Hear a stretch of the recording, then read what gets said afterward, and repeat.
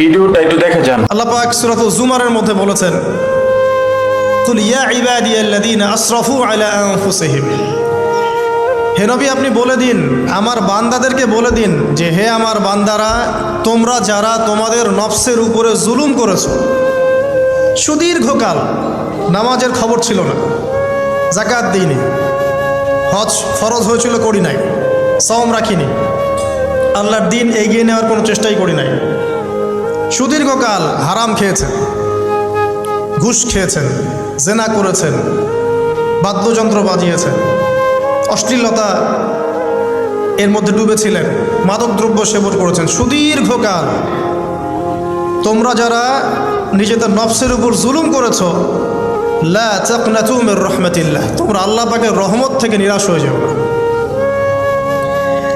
তোমরা আল্লাহ পাকের রহমত থেকে নিরাশ হয়ে যেও না।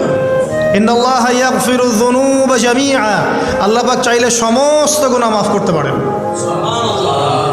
ইন্নাহু হুয়াল গফুরুর রহিম, তিনি হচ্ছেন পরম করুণাময়, অসীম দয়ালু।